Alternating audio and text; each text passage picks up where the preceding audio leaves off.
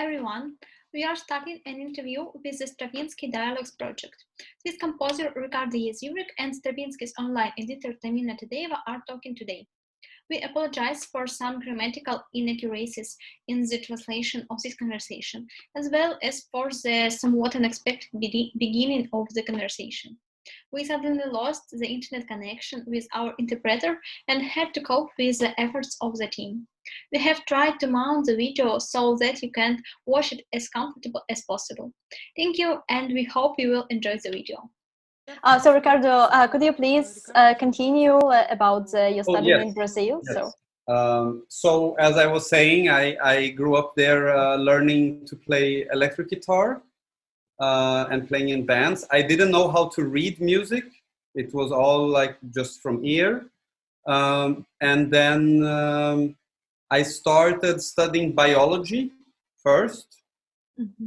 And then I decided that it wasn't for me and that I should switch to music. And then, so then I decided to learn to read music for the exam, for the university exam. So it was, everything was very late for me. So, or out of order, maybe is a better way of putting it. Like I learned like rock music and hip hop and punk and this type of stuff and some contemporary music. And then a lot later, I learned about Mahler and Beethoven. Like this is all like when I was 19 or 20. I didn't really know classical music up to that point. Maybe it was bad, or maybe it was also a big luck. Nowadays I think it was maybe a little bit luckier that I was first had contact with other types of music. And yeah, it's really great. And could you please repeat the information about your teacher? So when I was very young, when I was 11, 12, my mother was working a lot. So I needed to be somewhere during the day because she didn't want to leave me alone in the house because I was very curious and I would destroy things because I was trying to understand how they work. And there was a music school next to our building. And the guy who was the music teacher there was a composer. So it was all kind of an accident. She just asked them if I could stay there. And I learned music, but I can also just be there. So I just would go there many times a week. I would have a guitar class, but then I would just stay there listening to records. There were people there that was also like building instruments as a hobby, so I was also helping them to build instruments, and I was just around this place, and this teacher, he would just put records, and I would stay and draw and just listen to the Beatles or a Stockhausen record or Xenakis or the Ramones or like Brazilian music from the 60s. Or some new band that had come out. It was kind of everything at once, kind of pop music and like late 20th century music. It's so great for a child to be familiar with such music. Yeah, and I think then the nice thing, when I look back today, I think one of the nicest things is that it wasn't shown to me. He didn't show it to me with this like, oh, this is very important or this is very serious. It was like he would put a record, leave the room, come back, put another record, and it wasn't really explained to me.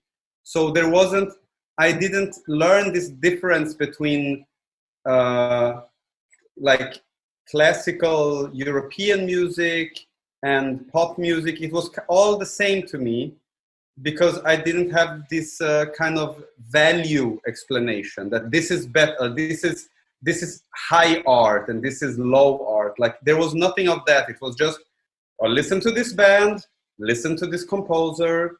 It was all kind of on the same level, so to say.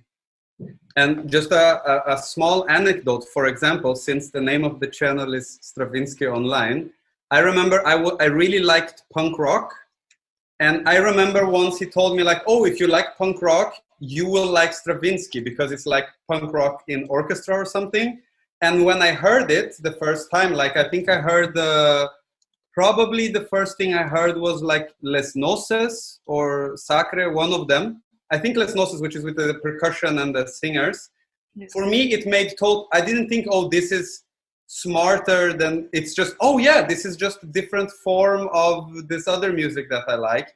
And it was like, oh, it makes total sense. They belong together. So I was very young also. I was like 14 or 13 or 12. So for me, it was like, I don't know, like Radiohead and Stockhausen and Ligeti and Beatles was kind of one thing. And then like punk rock was more like with Stravinsky and Bartok. In my head, things were organized a bit like this. And then later in life, we learned that things are more taken apart, maybe. But yeah, that was kind of where I started with music. In accordance, you just said, it's so interesting how changes your feeling from music when you already started your professional education. Was it some difference between your feelings when you was young or after that? Yeah, so when I entered university, the education that I had is a very old-fashioned education. It was 5 years of composition study, and it was very much like learning to write in the style of Palestrina, in the style of Monteverdi, in the style of Bach. So very, very European, very Central European, and very like a bit military, which in the beginning I was very excited, but then slowly I would get this feeling. I was reading these books and all the names, nobody have names like me. Nobody comes from where it was also very exotic to me because I'm from Brazil. So Europe is very exotic. And it was always this kind of weird thing. Why is there no South? There was all of this type of, I would say, a very early naive idea of what like colonialism is, like cultural colonialism. But I didn't understand it very well. And because we kind of learn in a way, I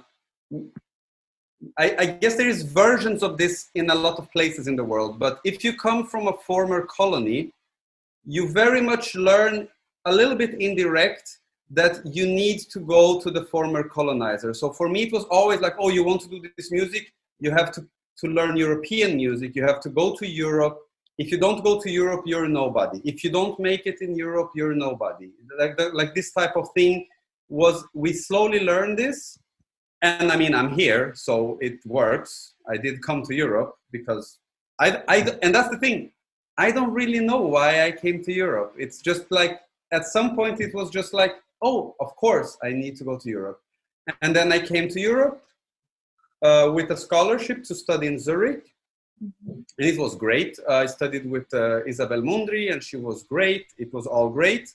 But a lot of this type of aura that Europe is like heaven almost, this got very much destroyed after I arrived, because people are just people. They are just as good or as bad as they are in Brazil or anywhere else. It's not there. I did not experience that Europe was better, like I have learned. And when I arrived, also the type of music people were making, it was not, it's just, people just make stuff. It's just as exciting as back home. It's just that because it's here, there is also kind of an aura of, you know, this very serious. It's more serious. And also, I don't know how you say this in Russian, but in German they have these two words that differentiate E-Musik and U-Musik, which is like high culture and low culture, but they call it serious music and entertainment music. And I come from entertainment music, and entertainment music for me is very serious. I don't think it's any less than, so these were kind of the things when I was studying music that were kind of like the kind of things I was thinking about a lot. And they caused a lot of confusion in me, which later in life I managed to make it fit again. but it took me many years, and I stopped. After I arrived in Europe, I stopped composing completely for about 1 or 2 years. I gave up. I was like, it's not for me. This thing that I like to do, it doesn't fit within classical music. So I went more to visual arts. And then slowly I made my way back to music. And could you please tell more about Isabelle Mundry, and also about her as about person, and a bit more about your study in Zurich in her class? So when I arrived in Zurich, it was a very big shock for me coming from Brazil, culturally, and like how people are. And also I didn't speak any German when I arrived, so I was slowly learning, and I couldn't express myself. And as you can see, I talk a lot. So it was very hard for me because I couldn't really talk. I would just listen, and it was very difficult for me. But it was a very, very intense experience. It was very moving, was very traumatic in a certain. It was very liberating in one way, but also very traumatic in another way. As I think any kind of move is, like you move away from the place that you're safe, from your family and friends. But on the other hand, there is all these new things coming, all these new books, this new people, this new information coming into your head. And the study with Isabelle, it was very good for me. She's an extremely intelligent and thought-provoking teacher. And it was very intense. We had a very intense relationship. We would fight a lot, which was very good for me because it made me think a lot, because I had very different views than hers. But she's a person that we joke about this sometimes. She's a person that is very good to fight with, because it's very like we discuss things and we can have a very, very intense discussion and then continue next week without any problem, so to say. So that was really good for me. Also because my studies in Brazil, when I studied at the university, my composition teacher was also very, he was also a bit like my childhood teacher. He was very not saying what to do. He was just giving me music, giving me books, and saying, form your own opinions. He would say, this is my opinion, but I read this book, so now you read it and have your own opinion. And it shouldn't be the same as mine, because we're different people. So there was a lot of that. And when I came to Europe, it was a bit the opposite. I felt a big pressure in the university. Also, because I came with a scholarship, and there was this pressure, like it needs to work. It needs to work out. I cannot fail. So I need to study a lot and write a lot. And I had a big block. I couldn't write. I was very frustrated. And Isabelle in this constellation was a very important island for me. In the middle of this kind of storm situation that I was in, where a lot was changing in my head.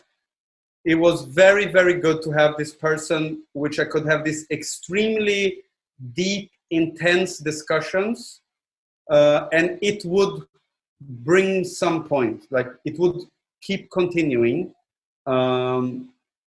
So yeah, I see it in a certain way. I say sometimes, or I think so, I don't say it, I think it, that I think I learned a lot of composition by more from studying other composers, like from reading scores and books.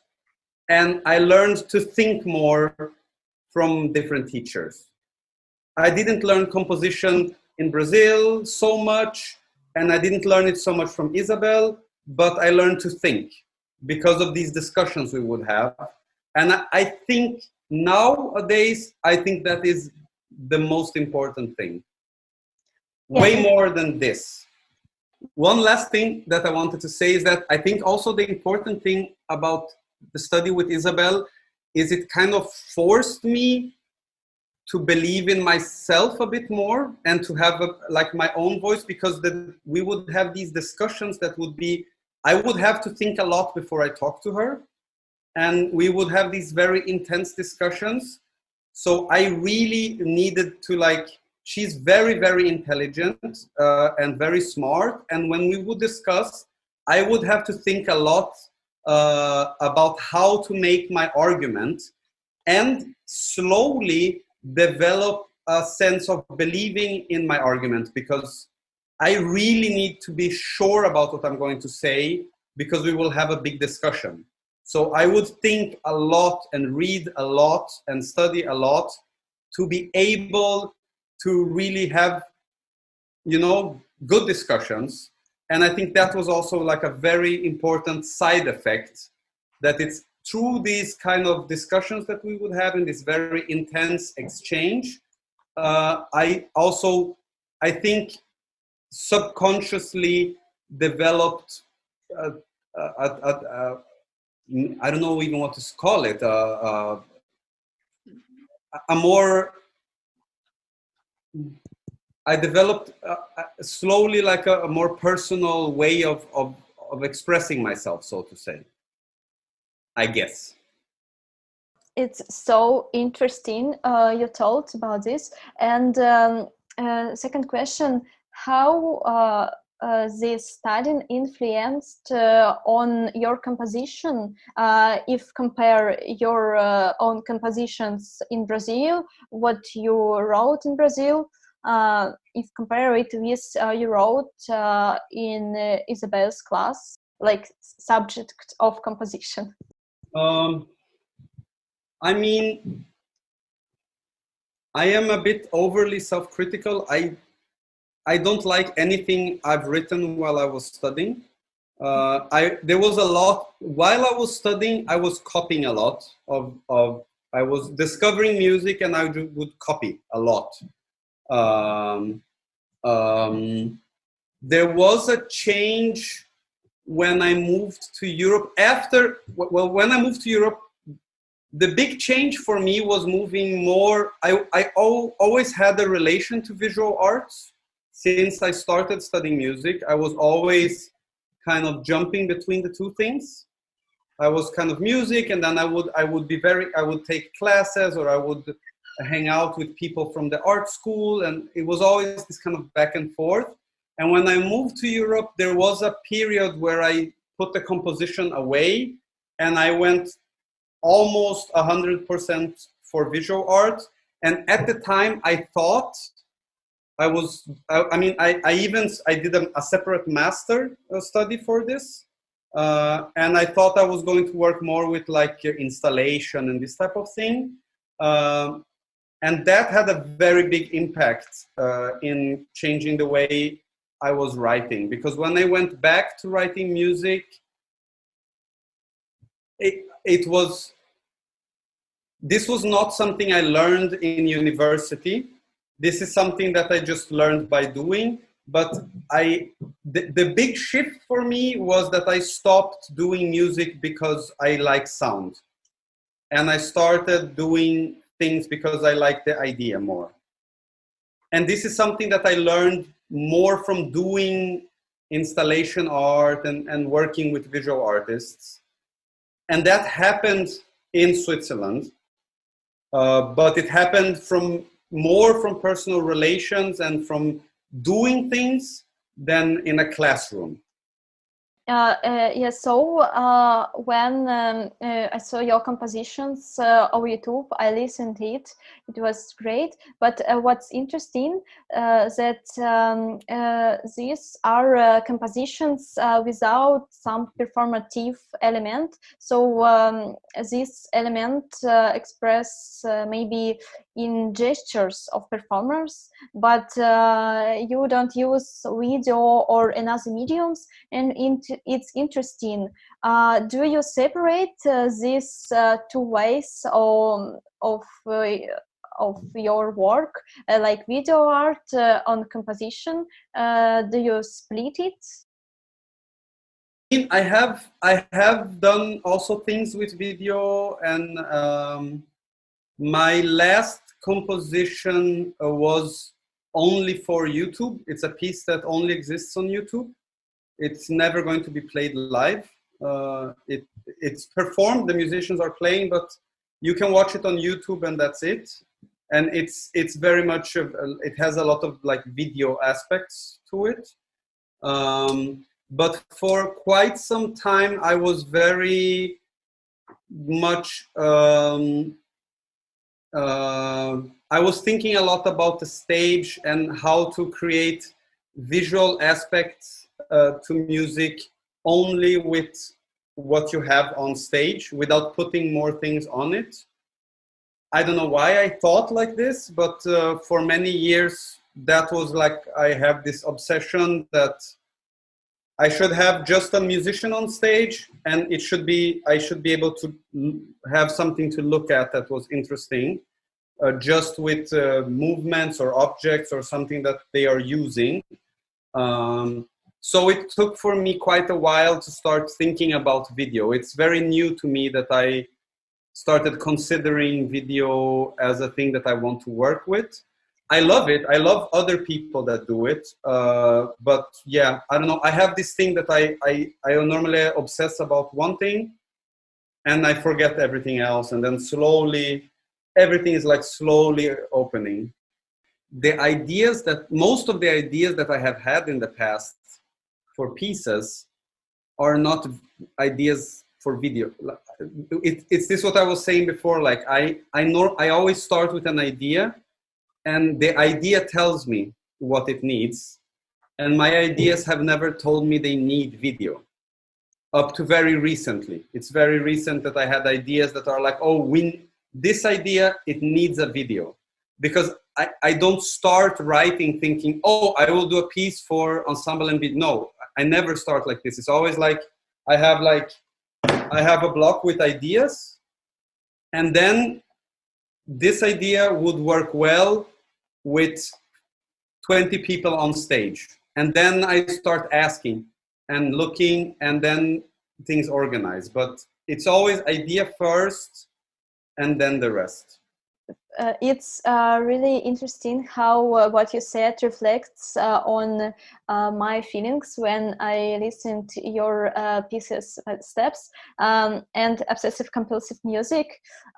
For me, it worked really great because this purity or cleanliness, purity of this, it let us concentrate more on details. And not only on details, but on the gestures of performance.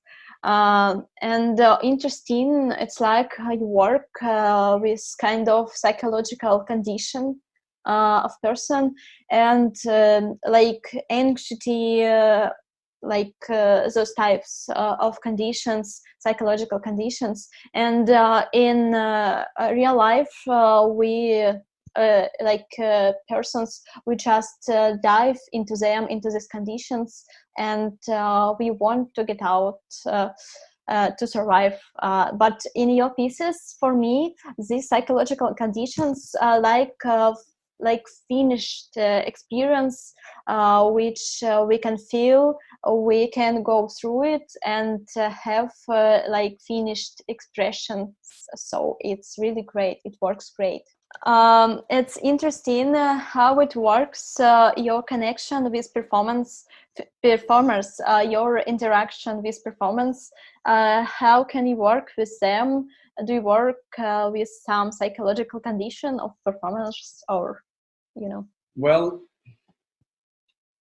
I mean, I don't know how conscious I am of these things that you're saying when I'm writing pieces. But I would say classical musicians, we all have kind of an obsessive way of behaving. It's a very kind of like military education. Like, you know, we repeat the same exercises every day. We do the scala it's very like and you need to like it somehow. It's a bit like I would say even like a little bit masochistic.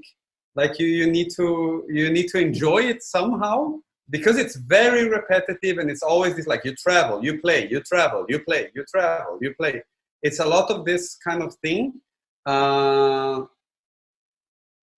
Composition, in a way, also has these components. It's very, like, you spend days thinking about something that lasts 5 seconds, or you maybe a year, or it's a lot of you spend so much time in something that goes by so fast. And I am very, like, the way I write is very obsessed. I rewrite a lot. My premieres are never the finished piece, because I make corrections, because I always think there needs to be correction. So I'm always like, I write again and I write again, and I repeat and repeat. And I think I myself, I'm a very, like, a bit like neurotic person, very, like, anxious, so on. So I think this comes through somehow, non-intentionally maybe. And working with the musicians, I guess, like everything, it's a little bit of a taste thing. There are musicians who really like doing this type of work and really get into it and do it very well, because there are musicians who also don't like it, and it's very because there is the music I make, not all of it, but these two pieces, In Steps and Obsessive Compulsive Music, there is something very mechanical about them, and a bit like on this kind of edge of between what it is to be perceived as a person on stage and almost a machine doing tasks repetitively. And there are musicians who really like doing this, and there are musicians who are like, no, this is very anti-interpretation somehow, or it constrains me too much. So I have been very lucky to mostly I've worked with musicians who really embrace this way of doing things and who understand the idea, and then they are like, oh, then I will do it even more. I will, which is, for me, it's great. Like I've been very lucky with performances of my music in this sense,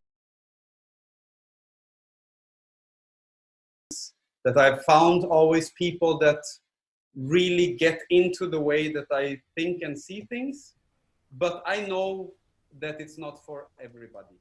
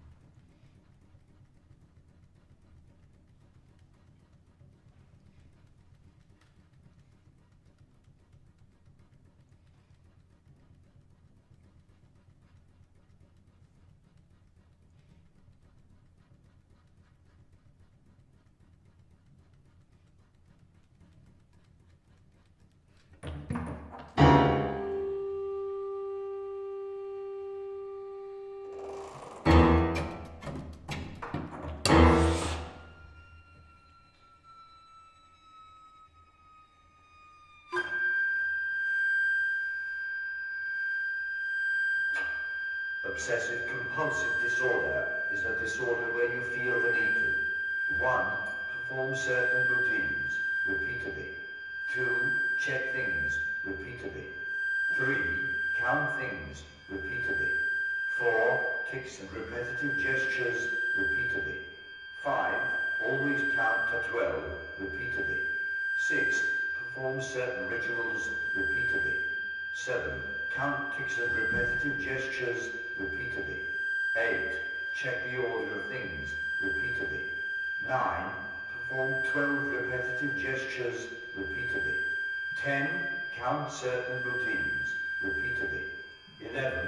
Always repeat the same rituals repeatedly. 12.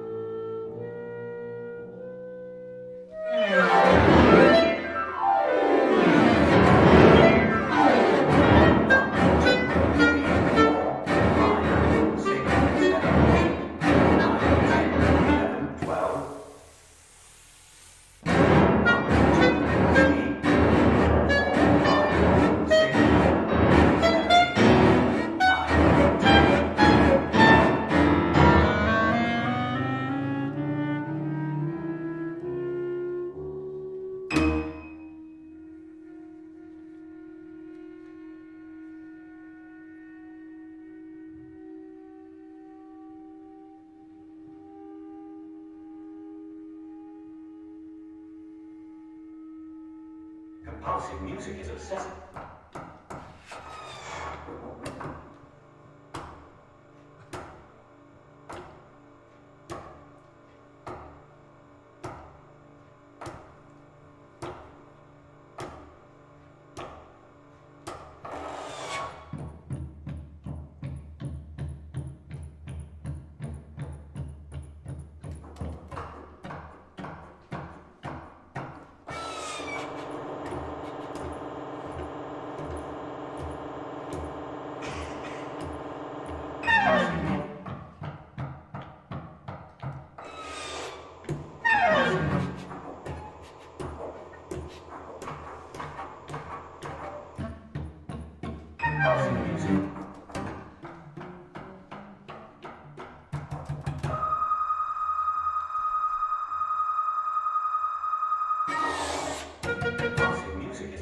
Compulsive music is obsessive.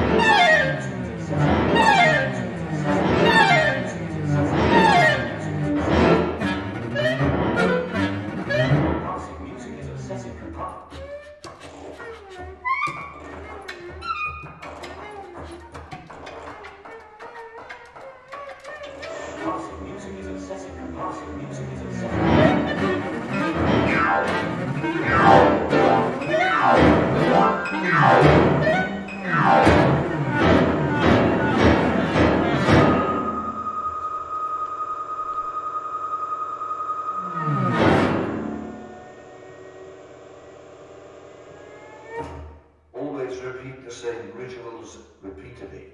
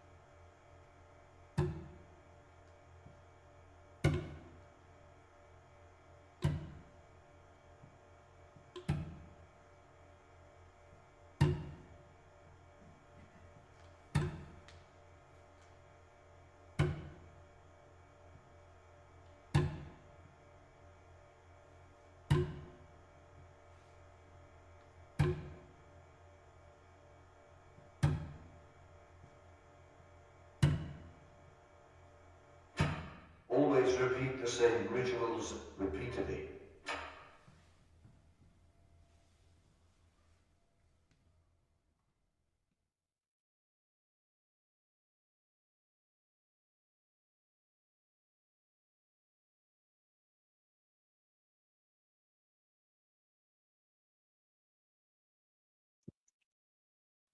Am I right? Do you work on these pieces like on some global idea, and you continue to work on them like, follow to the global idea? And what's interesting to me, where do you get so many inspiration for this, if I can say so?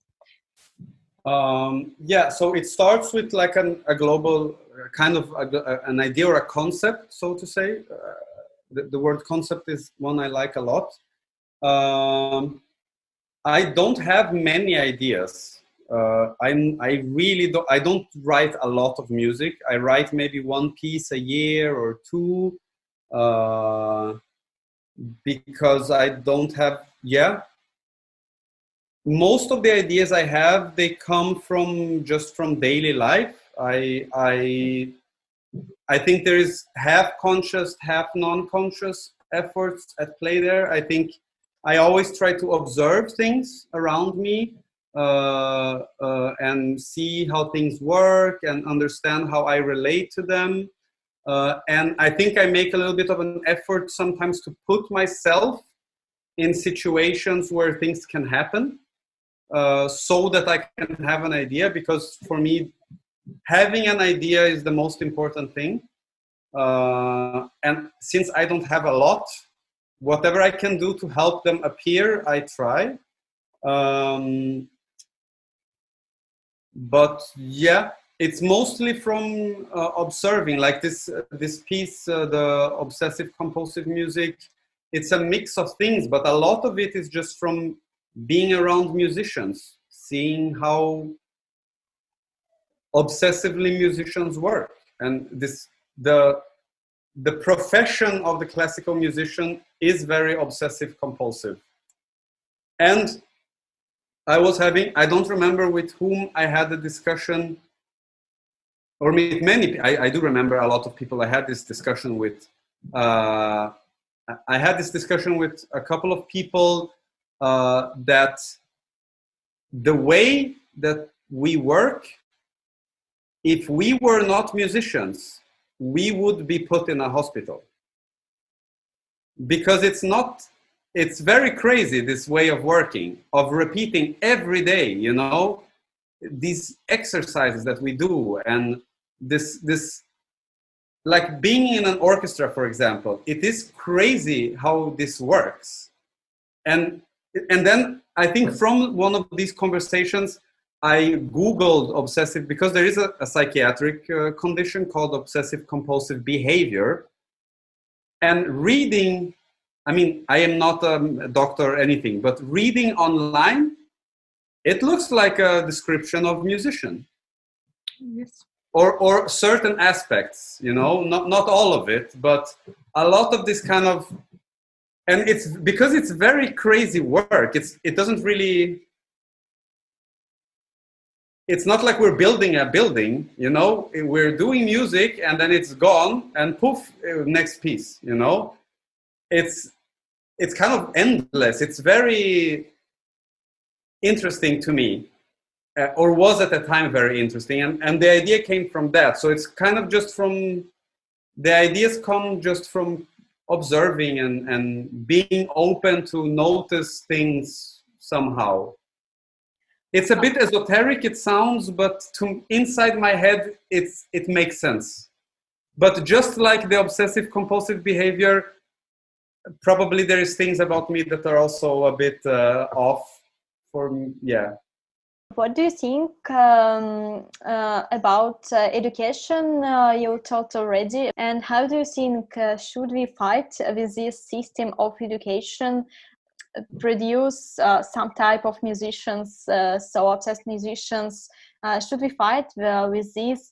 Should we have more creativity, maybe education, maybe more free, or shouldn't we? I am not in like education. I don't have any kind of how do you say? I don't have an education in education, so my opinion is very superficial. What I do think, I don't think it is bad that it exists, because there are people who really like it. I know a lot of people who really, really like it, and it's like, you know, it's like ballet or like athletes or even like the military. There are people who like it, and I think it's great that there is space for that. I guess fighting the education itself, I don't know about that. I know for sure it would be great to have maybe not take away that education, but put more different types of education for people who don't fit in those profiles, to have a place to go as well. For example, I particularly don't think that to study composition today, you should play piano or know counterpoint or know solfege. If you do and you like it, great. But if you don't, that does not mean you're less creative. It's also great. Maybe you know something else and you will use that. As I was saying, like some of the biggest composition lessons I've had in my life were in visual arts, not in composition school. I am happy I know these skills and I learned to do Renaissance counterpoint, but I know really interesting, intelligent people who don't know that. And I don't think they should be forced to learn it if they don't want to. And in Russia, I've noticed a tendency that, for example, there are people who don't have professional education and who just like music. Those people have open mind, and those type of people really like new music, like modern composers, like to have a research in a way of new music. But there are another type of people. It's professional musicians, performers, or musicologists who has professional education, and many of them are not interested in new music at all. They just play classical music programs, do these obsessive compulsive rehearsals for every day. And my question is, I know you were a curator, and you had an ensemble, and you was an intendant of festivals. And did you notice this tendency in Europe that professional musicians always not so interested in new music as for example, not professional musicians like audience? No, I think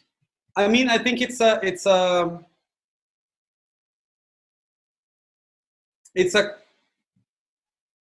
how can I say this? It's not, I have noticed it, but I also have not noticed it, because I think, like with any type of niche, with any type of like specific, you know, like, because you can like something that is very broad, like, oh, I listen to radio, but I don't know what is playing. And then you have like, oh, I only like free jazz from the 70s, you know, like you can be very specific and you can be very broad. And I think in any area, there are people that like everything and people that just like one thing. And what I've experienced in new music here is that everybody who likes it, we find each other. So my experience as a curator with concert series or festival or ensemble, it was always very good because I was always around people. But I also, it was very small. I've never worked on really big things. It's not my thing. I know people that are very good at being curators. It's something I like, but I'm a composer first and then everything else. The situations in which I was in was always with people that also like kind of the same things I do. So it was always very harmonious. The discussions were always nice and constructive. So I think like any type of niche, and I know this also like from playing in bands, the weirder you get, like I've played in like regular rock bands, but then I play in like, you know, like noise, like free improvisation noise band. It's less people. It's less people that come to the show. It's less people that want to play it, but you find them. You find, oh, you also like that band. Oh yeah, let's play together, you know? So it's, I think the more specific something gets, there is less people that are really into it, but you find them. And I think this goes for professionals and non-professionals. There are professional musicians that really love new music, all different types of it, as there is audience that also really likes it. And the other side, there is also a lot of musicians that hate it and a lot of audience that is like, oh, what is this? But I guess that's just people. That's just human beings in general. Like there is like, I don't know, there is people that like to eat these type. I only eat spaghetti every day, spaghetti, spaghetti, spaghetti. And then there's people that I want to try this, I want to try that. Oh, this tastes weird, but I will keep eating because I want to just experience it, you know? So there is just different people. I don't know how good my spaghetti metaphor is, but you get the idea. It was great. I have my last questions. I'm really curious about your future plans, like close plans about your future, maybe ideas, or, you know, if you can share something, it's not a secret. Currently, I just I did a piece at the beginning of the year. So basically, I would say I feel like I have undergone quite a change during the Corona epidemic. This made me change a little bit how I think about music and why, because I had like a big crisis because I was just locked at home a long time. And suddenly I just felt like it doesn't make any difference to write this type of music anymore. Like, why do it? It's like for last year. So I had a lot of ideas and thoughts, and I did a project for the Eclat Festival. That is this YouTube piece with Ensemble Lemniscate. And basically, currently, I am trying to figure out how to do music. It's still not very clear to me. I am working, there is a couple of projects I'm working on. I'm working on a new piece for Ensemble Lemniscate that will premiere, I guess, in a month or two.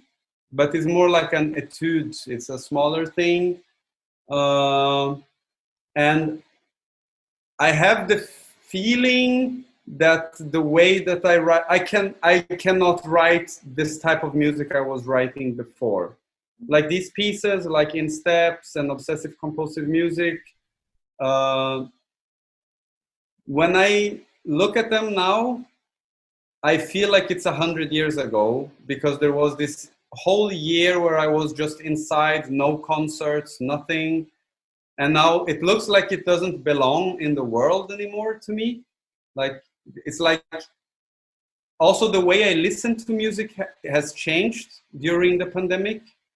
Everything for me is a lot slower now. I don't know, this is very hard for me to articulate in words because I don't really know how to express it. But I noticed that there is a big change in the way I listen and the way I think.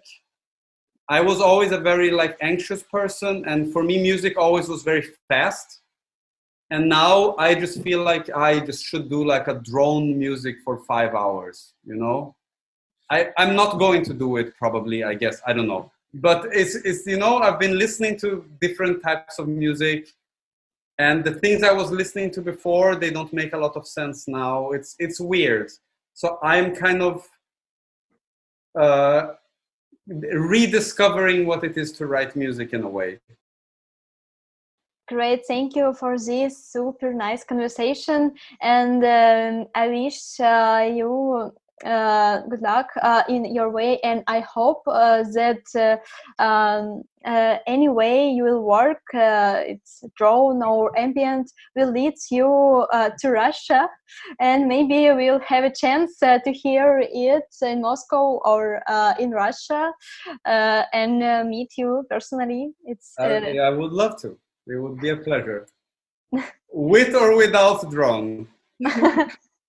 And I wanted to share with you my feeling from your music, and say you thank you not only for this conversation but for the way you work, because I really impressed of purity and accuracy of transmission of the idea of what you did. And for me it works great that you worked without video or any another media, that you wanted to express just pure clear idea. For me it works really great, because today there are so many compositions like with more media. For me it's not always works good, but your ideas for me works. And more than that, I understand you very well, because I also traumatized by education, and I also understand you, because I one time I left the education of music too, and I started to study art, not video art but art. So I really understand you, and maybe I felt it in your music, like this feeling of changes of purity or clarify. So thank you for this and for this conversation. Thank you very much. I'm happy. I am happy that we understood through the pieces.